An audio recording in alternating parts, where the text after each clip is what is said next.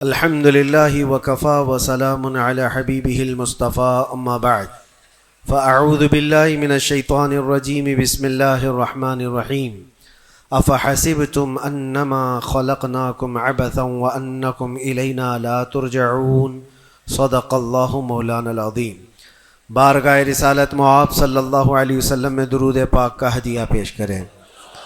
اللہم صلی علی سیدنا و مولانا محمد معدن الجود والکرم وآلہ واصحابہ الکرام وابنہ الکریم وبارک وسلم صلاة دائمة سرمدا ابدا۔ عزیزان گرامی وقار، حاضرین جمعہ، وقت یہاں پر زیادہ ہو چکا ہے، میں مختصراً آپ کے سامنے کچھ باتیں عرض کرنا چاہتا ہوں۔ اللہ رب العزت نے انسان کی جو تخلیق فرمائی، انسان کو جو پیدا کیا، اس کی زندگی کا جو مقصد بیان کیا گیا ہے، قرآن پاک میں اللہ تعالیٰ نے فرمایا وَمَا خَلَقْتُ الْجِنَّ وَالْإِنسَ إِلَّا لِيَعْبُدُونَ، جنات اور انسانوں کو میں نے صرف اپنی عبادت کے لیے پیدا کیا ہے۔ جس چیز کو جس مقصد کے لیے بنایا گیا ہے، اسی مقصد پہ اس کو عمل کرتے رہنا چاہیے۔ جہاں وہ چیز اپنے مقصد پر عمل چھوڑ دیتی ہے تو پھر وہ کباڑ کے قابل ہو جاتی ہے۔ کوئی مشین اگر گھر پر لائے ہوں، مسالہ پیسنے کی مشین، مکسر، اگر وہ اپنا کام نہیں کر رہی ہے تو پھر وہ مشین گھر میں رکھنے کے قابل نہیں ہوتی۔ واشنگ مشین کپڑے دھونے کے لیے استعمال کی جاتی ہے، اور اگر وہ کپڑے دھونا ہی چھوڑ دے تو وہ اپنا مقصد چھوڑ چکی ہے، اب اس کی جگہ بھنگار میں یا کباڑ خانے میں ہی ہوتی ہے۔ انسان جب اپنی زندگی کا مقصد بھول جاتا ہے تو پھر اس کی بھی دنیا میں رہنے کا کیا حاصل ہے؟ اللہ تعالیٰ نے جس مقصد کے لیے اس کو بنایا تھا، اب یہ مشین اس مقصد پہ نہیں چل رہی ہے تو پھر اس کے لیے جہنم کا ایندھن تیار ہے، جہاں پر اس کو ہمیشہ کے لیے بیچ دیا جاتا ہے۔ عزیزان گرامی وقار، میں ایک بات آپ سے یہ عرض کرنا چاہوں گا۔ اللہ کے نبی صلی اللہ تعالیٰ علیہ وسلم نے اسی لیے بار بار ہمیں تنبیہ فرمائی کہ جو چیز ہمیں ہمارے مقصد سے پھیرتی ہے وہ کون سی چیز ہے، کس لیے انسان غافل ہوتا ہے اور کیوں بھٹک جاتا ہے، کون سی چیز ہے؟ تو نبی پاک صلی اللہ علیہ وسلم فرماتے ہیں، میں میرے بعد اپنی امت سے اس بات کا اندیشہ نہیں رکھتا کہ یہ کافر ہو جائے گی، مشرک ہو جائے گی۔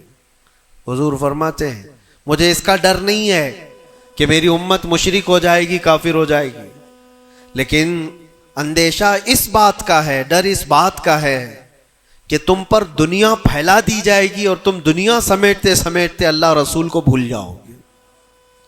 آج یہ پوزیشن پر جو مسلمان آیا ہوا ہے، امت مصطفیٰ کی یہی حالت ہے کہ دنیا اس قدر حاوی ہے کہ وہ اپنے آرام اور سکون کو چھوڑنا نہیں چاہتا۔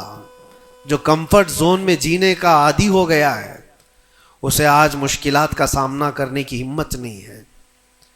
آج میں محسوس کرتا ہوں میرے عزیزوں، جب رسول پاک صلی اللہ تعالیٰ علیہ وسلم کی عزت کی بات پر، قرآن پر، اسلام پر، دین پر اور اللہ کی ذات پر حملے ہوں تو لوگ آئیں کائیں کرتے رہتے ہیں، ابھی اپنے دائیں بائیں دیکھتے رہتے ہیں کہ میری سیفٹی کتنی ہے، میری سیکیورٹی کتنی ہے۔ چھوٹے سے لے کر بڑا آدمی ہر ایک یہ سوچتا ہے کہ خواہ اس مسل میں اپنا سر کیوں رکھنا، کیوں اپنی جان کو جوخم میں ڈالنا ہے، میرے بھی بیوی بچے ہیں اور سب مشکل میں پڑ جائیں گے۔ یہی دنیا میں کمفرٹ زون میں جینے کی خواہش اس کو بزدل بنا دیتی ہے اور اپنے راستے سے اسے ہٹا دیتی ہے۔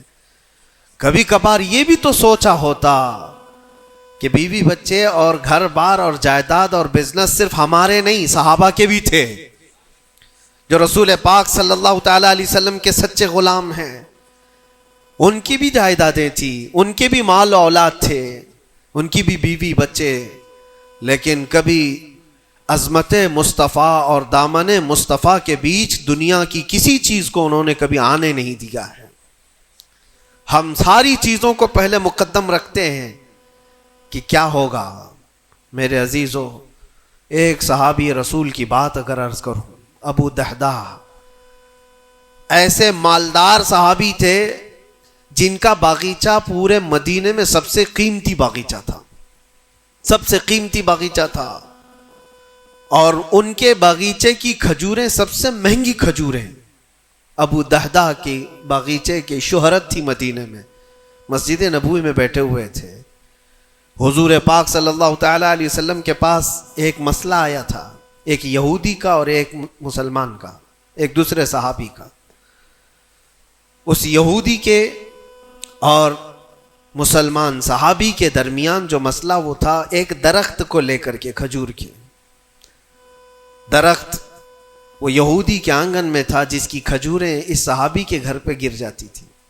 انہوں نے خریدنے کے لیے کہا، وہ دینے کو راضی نہیں تھا. یا اس طرح کا ایک مسئلہ اور بھی ہے.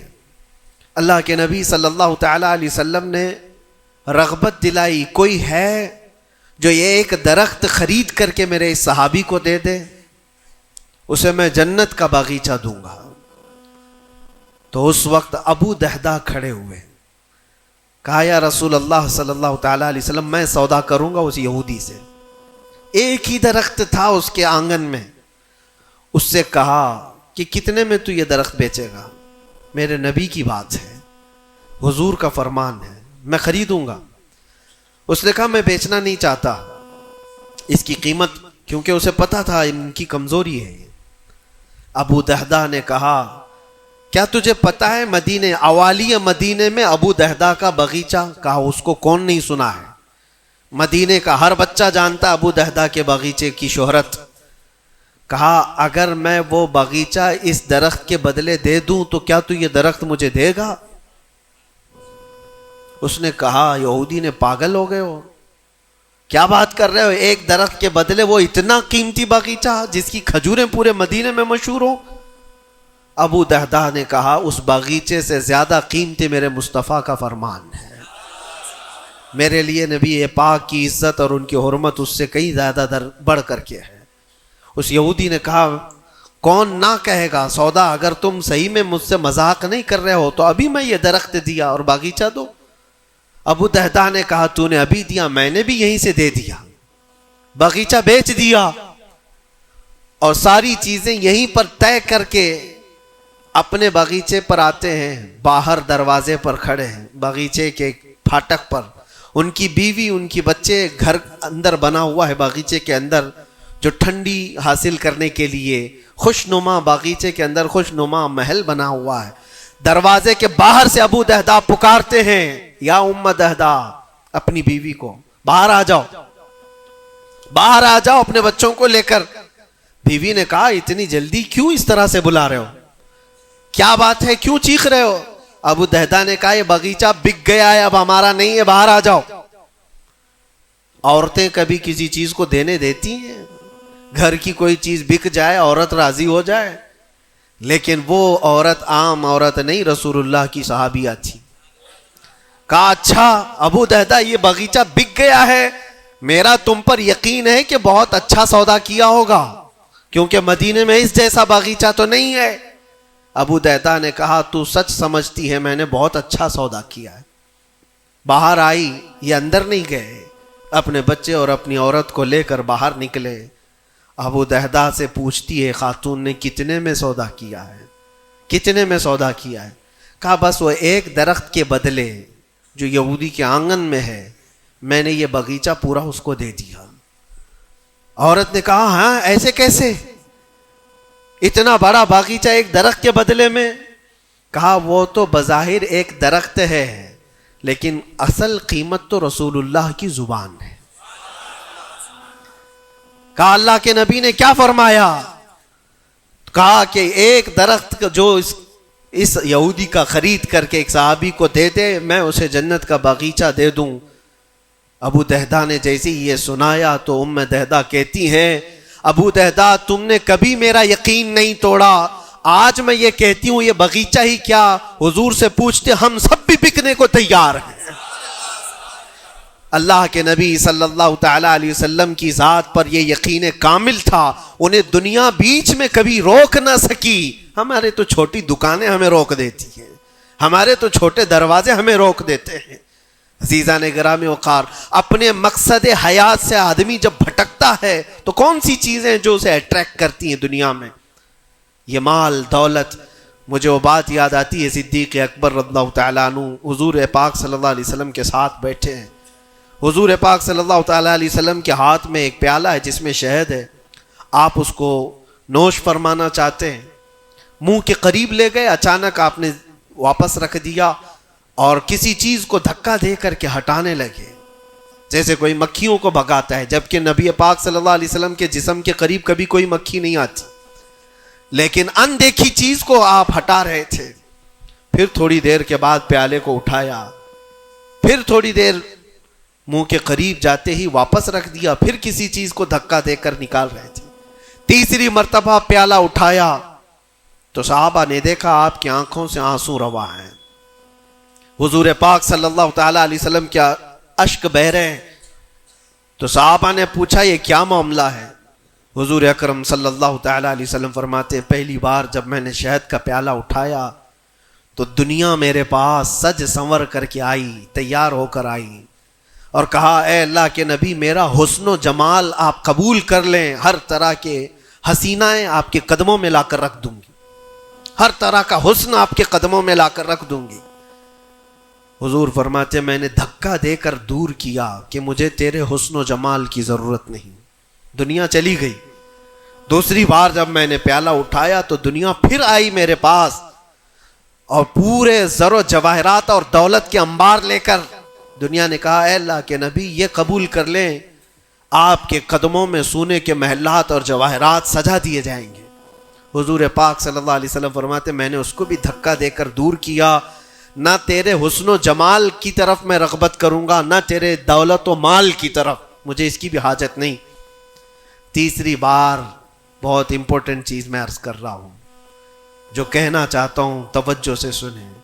حضور پاک فرماتے ہیں تیسری بار دنیا میرے پاس آئی اور کہا اے اللہ کے نبی آپ نے میرے حسن و جمال کو بھی نہیں قبول کیا، دولت و مال کو بھی نہیں قبول کیا، مجھے دھکا دے کر دور کیا، لیکن ایک بات ہے آپ کے بعد آپ کی امت ایسا نہیں کر سکے گی، وہ دولت و مال اور حسن و جمال کی طرف بھاگے گی اور آپ کو چھوڑ دے گی۔ حضور فرماتے ہیں جب میں نے یہ بات سنی تو میرے آنسو نکل آئے، کیا میری امت مجھے چھوڑ کر اس طرح دور ہو جائے گی؟ دل پر ہاتھ رکھ کر کے سوچو ہے مسلمانوں، کیا آج وہ پوزیشن نہیں ہے؟ ہم ان دو چیزوں کے چکر میں اپنے نبی پاک صلی اللہ علیہ وسلم سے کتنی دور بھاگے جا رہے ہیں۔ تم نے کبھی راتوں کو تصور کر کے دیکھا کہ کتنی راتیں ایسی آئی کہ میں نے اپنے مصطفیٰ کو یاد کیا ہے، تنہائی میں اپنے حبیب کو یاد کیا ہے؟ اس رسول کا حال تو یہ تھا، ماں عائشہ صدیقہ فرماتی ایک رات ایسی نہیں گئی جس میں رسول پاک صلی اللہ علیہ وسلم اپنی امت کے لیے دعا نہ کرتے ہوں۔ رات کو کھڑے ہوتے تھے تو پنڈلیوں میں سوجن آ جاتی تھی، پیر سوج جاتے تھے اور کثرت سے روتے تھے اپنی امت کے لیے اللہ کی بارگاہ میں کہ مولا میری امت بھولی بھالی ہے، اس کی بخشش میرے حوالے کر دے، رب ہب لی امتی، جو نہ بھولا ہم غریبوں کو رضا۔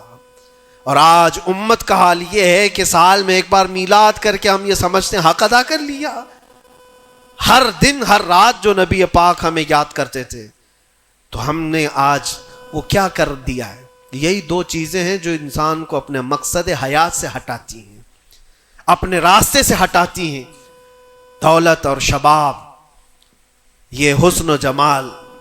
ہر نوجوان کو دیکھو ان دو چیزوں کے پیچھے بھاگ رہا ہے، اسے یہ دو چیزوں کی خواہش ہے، مال جمع کرنا ہے اور خوبصورت عورت کو لانا ہے، اور ان دو چیزوں نے دنیا میں اس کو ایسا غافل کر رکھا ہے، اسے سوچنے کا موقع ہی نہیں ہے۔ جب اس کے سامنے کہا جائے تیرے نبی پاک کی عزت کی بات آئی ہے، کہا وہ دیکھ لیں گے، مولانا لوگ تو ہیں نا، علماء اکرام اپنا کام کریں گے، کل قیامت کے دن کیا منہ لے کر کے حضور کی بارگاہ میں کھڑے ہوگے؟ کس منہ سے حضور کی بارگاہ میں کھڑے ہوگے کہ میری سفارش فرما دیں اے اللہ کے نبی؟ کس منہ سے حضور کی بارگاہ میں آئیں گے کہ اے اللہ کے نبی میری شفاعت کر دیں؟ کیا اس بات کا احساس نہیں ستاتا کہ اللہ کے نبی اگر مجھے پوچھیں تو اسی جگہ سے آتا ہے جہاں روز مجھے گالیاں دی جاتی تھی، اور تو سن کر کے کباب کھایا کرتا تھا، تو روزانہ اپنی مستیوں میں مست تھا. اٹھو وہ گر نہ حشر نہ ہوگا پھر کبھی، دوڑو کہ زمانہ چھال اپنی چل گیا. آج تمہیں میں جگانے آیا ہوں اور بیدار کرنے آیا ہوں. زندگی کا مقصد یہ تھا کہ اللہ اور اس کے رسول کو راضی کرو، نہ یہ کہ تم دنیا کو راضی کرنے کے چکر میں اپنے اللہ اور اس کے رسول کو بھول گئے. ان نوجوانوں سے میں کہتا ہوں جو رات بھر تم اپنے دوستوں کے لیے گزارتے ہو، تم اپنے ماں باپ کو چھوڑ کر کے چلے جاتے ہو، اور ان دوستوں کے چکر میں اپنا مال بھی بہایا، وقت بھی گنوایا، لیکن حاصل کیا ہوا پتہ ہے؟ قرآن میں 19ویں پارے میں اللہ تعالیٰ فرماتا ہے بہت سارے ایسے لوگ ہوں گے جو صرف اس لیے دوزخ میں جا رہے ہوں گے کہ ان کے دوست برے تھے. یا ویلتا لیتنی لم اتخذ فلانا خلیلا، وہ پکارے گا اے کاش میں فلاں کو دوست نہیں بنایا ہوتا تو آج دوزخ میں نہیں جا رہا ہوتا. بہت سارے ایسے لوگ، اور جن کے لیے تم نے زندگی پوری اجاڑ دی، وہ کب تک کے لیے آئے تمہارے پاس؟ کب تک کے لیے؟ کیا تمہارے جنازے کے کندھا دینے کے بعد ختم ہو گئی بات؟ کون تمہاری قبر میں آتا ہے؟ کون تمہارے قبر کے حالات دیکھتا ہے؟ کون ہے جو حشر میں تمہارے معاملات کی سفارش کرتا ہے؟ ہے کوئی نوجوان دوست تمہارے لیے مددگار؟ نہیں. تمہارا دل بھی یہ کہے گا اس قبر کی نئی زندگی میں اگر کوئی آئے گا تو وہ آمنہ کا لال آئے گا. نبی پاک صلی اللہ تعالی علیہ وسلم تشریف لائیں گے. بزرگان دین نے یہاں تک فرمایا ہے وہ قبر میں میرے آقا صلی اللہ تعالی علیہ وسلم اس حالت میں اور اتنی جلدی آتے ہیں، اور منکر نکیر کے اٹھانے سے پہلے اس سے کہتے ہیں فرشتوں سے آہستہ سے اٹھاؤ، میری محبت میں بڑا تھک کے آیا ہے. وہ کس کے لیے ہے؟ جو محبت مصطفیٰ میں یہاں تھکا ہوا ہو اس کے لیے ہے. وہ نہیں جو عیش و عشرت میں شباب و کباب میں یہاں تھک کر کے گیا ہو. وہاں پر بھی بزرگوں نے فرمایا قبر میں حضور پاک صلی اللہ تعالی علیہ وسلم کچھ لوگوں کی، کچھ مومنین کی قبر میں ایسے بھی حالات ہوں گے کہ جب فرشتے اس کو اٹھا کر جھنجھوڑ کر پوچھ رہے ہوں گے بتا ان کے بارے میں کیا کہتا تھا دنیا میں، حضور اپنا چہرہ پھیر لیں گے. حضور فرماتے ہیں خبردار میری طرف مت دیکھنا، اس لیے کہ دنیا میں تجھے میرا چہرہ پسند نہیں تھا. جس کو پسند کرتا تھا اس کو آج بلا لے. تمہارے پاس کوئی اور آپشن رہ جائے گا قبر میں بلانے کے لیے کسی کو؟ اپنی زندگی کا مقصد سمجھ لو. جتنے لوگ ڈائیورٹ کرتے ہیں ادھر ادھر، ان کی طرف توجہ نہ کرو. کبھی آپ گاڑی چلا رہے ہو، جو لوگ گاڑی میں بیٹھے ہو ان کو اچھی طرح سے معلوم ہونا چاہیے. اگر یہاں سے نکلیں آپ پونا جانا چاہتے ہیں، تقریباً 150-200 کلومیٹر کا فاصلہ ہے. راستے میں بہت سارے مناظر آتے ہیں، بہت سارے اچھے منظر دیکھنے کو ملتے ہیں. کبھی پہاڑیاں ہیں، کبھی درخت ہیں، کبھی جھیل ہے، کبھی کچھ ہے، کبھی کچھ ہے. تو کیا اس راستے پہ گزرتے ہوئے جو چیز اچھی لگ جائے وہیں رک جاتے ہو؟ تمہیں پتا ہے نہیں مجھے تو پونا پہنچنا ہے 2 گھنٹے کے اندر، میرا راستہ آگے، میری منزل آگے ہے. جتنے درخت آئے خوبصورت دیکھ لیا چل پڑا، پہاڑ آئے دیکھ لیا چل پڑا. دنیا کا سفر ایسی ہے جتنی چیزیں شہوتیں تمہیں اپنی طرف بلاتی ہیں، اگر نظر پڑ گئی تو نیچے کرو اور آگے بڑھ جاؤ. تمہاری منزل یہ شہوتیں نہیں ہیں، تمہاری منزل تو اللہ کے نبی کے ساتھ جنت میں جانا ہے. تمہاری منزل وہ ہے. اور جو اپنی منزل کو نہیں پہچانا ہے وہ یہیں پر ڈائیورٹ ہو کر کے رہ جاتا ہے. اپنے اصلی مقصد پر کامیاب ہونے کے لیے ایک فارمولہ میں آپ کو بتاؤں، کیسے بھی حالات ہو. کچھ لوگ یہ سوچتے ہیں کہ زندگی میں حالات بدل گئے، گناہوں کی طرف چل پڑے، کبھی خواہشات نے انگڑائیاں لی، میں نفس کا شکار ہو گیا، فلاں کام کر لیا، فلاں کام کر لیا. کون انسان ایسا ہے جو خطا نہیں کرتا؟ انسانوں میں خطا ہے نبیوں کو چھوڑ کر. لیکن میرے عزیزوں اس کا مطلب یہ نہیں ہے کہ تم مایوس ہو کر کے انہی کاموں میں لگ جاؤ. کل کی رات ہی میں دیکھ رہا تھا یہ موبائل جو تمہارے ہاتھ میں ہے بہت ساری نصیحت کر جائے گا تمہیں. موبائل اپنے ہاتھوں میں لیے رہتے ہو، کوئی بھی آج شاید اس موبائل سے خالی نہیں ہے. آپ کو پتا ہے اس موبائل کا اصلی مقصد کیا ہے؟ کیوں بنایا گیا اس کو؟ فون، رابطہ کرنے کے لیے ایک دوسرے کے. یہی بیسک اس کا مقصد، جو بنیادی مقصد ہے وہ یہ ہے کہ آپ کسی سے رابطہ کرنا چاہیں گے، نمبر لگائیں گے، ادھر چلا جائے گا اور آپ بیٹھ کر بات کر لیں گے. یہی بیسک مقصد تو یہ ہے، یہ بنیادی مقصد ہے اس فون کا. میں یہی سوچ رہا تھا، یہ فون آج بھی اتنا عقل مند ہے، یہ اپنے بیسک مقصد کو جانتا ہے، لیکن دنیا میں ترقیات کے آتے آتے اس میں بہت ساری چیزیں ایڈ ہو گئیں. موبائل کے اندر پھر کیلکولیٹر بھی آ گیا، موبائل کے اندر پھر فوٹو لینے کا کیمرہ بھی آ گیا، ویڈیو بھی آ گئے. اب اس کے بعد چلتے چلتے اب تو سوشل میڈیا پورا آ گیا. اب سوشل میڈیا کی سائٹس بھی آپ کنٹینیو کھول کر کے بیٹھے رہتے. ایک بات مجھے بتانا، سب جانتے ہیں، آپ فیس بک دیکھ رہے ہو، انسٹاگرام دیکھ رہے ہو، واٹس اپ کھولے ہوئے ہو، یا یوٹیوب میں کوئی ویڈیو بھی دیکھ رہے ہو، کچھ بھی کر رہے ہو، لیکن اگر کسی دوست نے آپ کے فون لگایا تو یہ ساری چیزیں بند کرتا ہے اور پہلے گھنٹی بجا کر بتاتا ہے تمہارا فون آیا ہے. موبائل اپنے کام پہ ہے، اس کا اپنا بنیادی مقصد وہ چھوڑا نہیں ہے. اس میں بہت ساری چیزیں ایڈ ہو گئی، اور شاید چاہے جتنی بھی ایڈ ہوں، لیکن فون آنا جانا یہ کبھی بند نہیں کرے گا. جو انکمنگ ہے، فون کسی نے لگایا ہے تو یہ تمہیں بتا دے گا، الارم ہوتا ہے. ایسا نہیں ہے آپ کی ویڈیو چل رہی ہو، یوٹیوب چل رہا ہے، کچھ بھی چل رہا ہو، فون اگر آیا تو وہ چیز روک دے گا اور پھر فون کا الارم تمہیں بتائے گا. یہ اپنے بنیادی مقصد پر چل رہا ہے. تمہاری زندگی میں چاہے جتنی بھی چیزیں ایڈ ہو جائیں، جس وقت اذان ہو جائے تمہیں سمجھ جانا چاہیے میرا مولا بلا رہا ہے.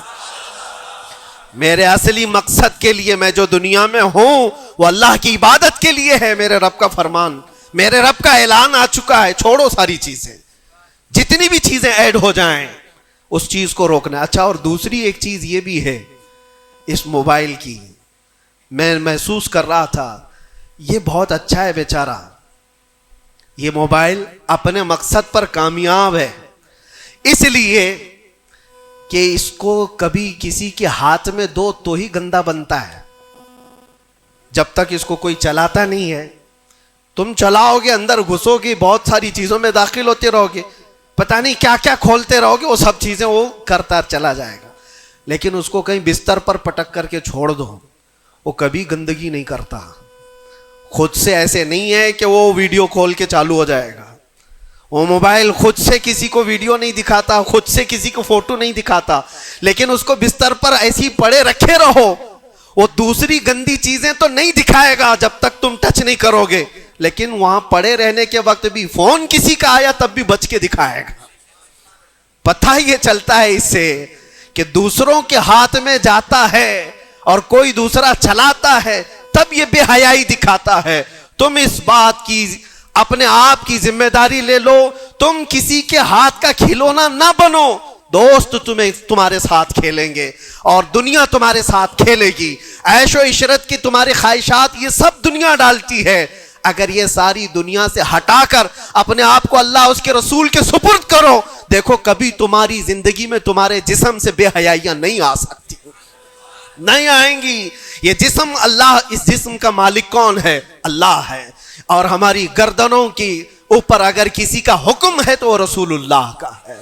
اگر زندگی میں تم نے یہ طے کر لیا میں اللہ کا بندہ ہوں، اللہ نے مجھے بنایا ہے، میری گردن اللہ کے نبی کی عزت کے لیے ہے، سپرد کر دیا اپنے آپ کو، تو بے حیائیاں تمہارے اندر نہیں آئیں گی. ہاں ہوتا یہ ہے کہ تم نے اپنے آپ کو دوسروں کے سامنے پیش کیا ہے، دوستوں کے سامنے. ارے کس کو تم جان جان کہتے رہتے ہو، تو میری جان ہے، میں تیری جان ہوں. پتہ نہیں کتنوں کو جان کہا ہے اور کوئی جان کسی کے کام کی نہیں ہے، کسی کے کام کی نہیں ہے. لیکن ایک بار جن صحابہ نے کہا فدا کا بھی وہ امی یا رسول اللہ، اے اللہ کے رسول میرے ماں باپ آپ پر قربان، میری جان آپ پر قربان.